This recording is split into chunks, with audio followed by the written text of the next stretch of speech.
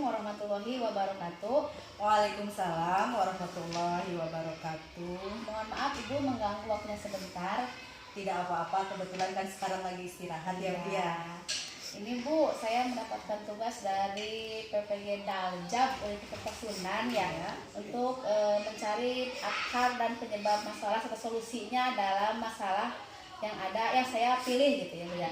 Langsung saja ya Bu ya. Boleh. Tapi sharing aja ya, ini bukan artian saya menggurui atau saya lebih tahu, tapi kita saling berbagi saja ya. Siap.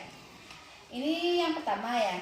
Menurut Ibu, solusi apa yang baik untuk meningkatkan motivasi belajar peserta didik, terutama itu dalam penerapan model dan metode pembelajaran.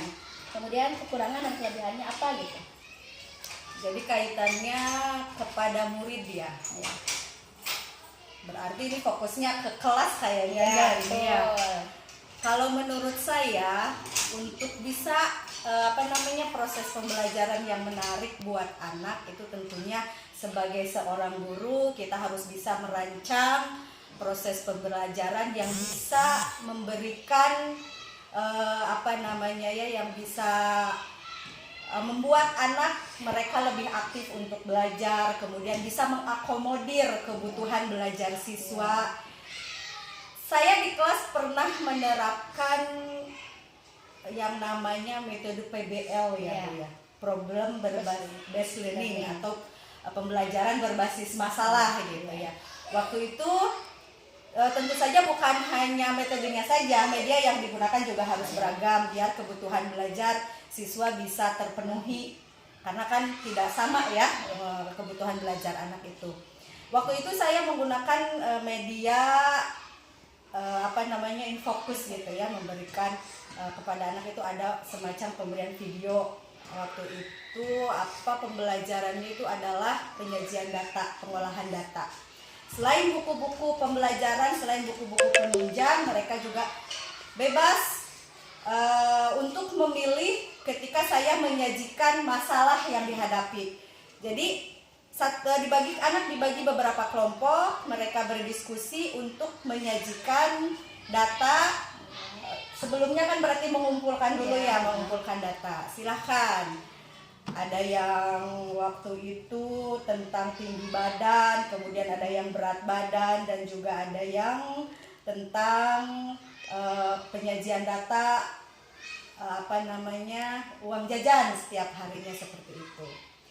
Ketika diminta mereka untuk menyajikan data masalah yang dihadapi, kan mereka itu mengolahnya dulu ya.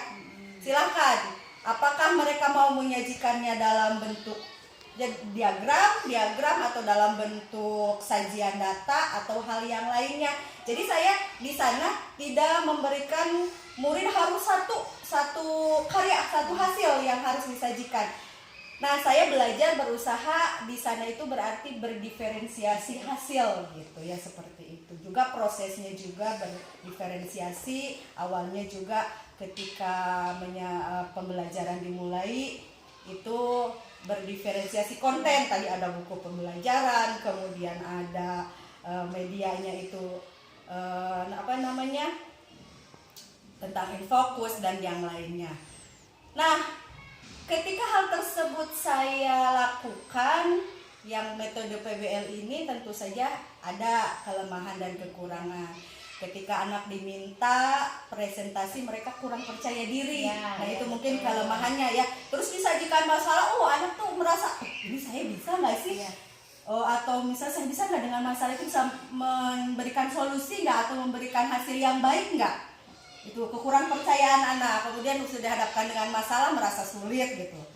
Kelemahannya itu mungkin salah satunya diantaranya. Kemudian kalau kelebihan, di sana anak menjadi aktif dalam belajar. Kemudian diberikan masalah, mungkin yang merasa sulit ada, tapi merasa tertantang gitu kan.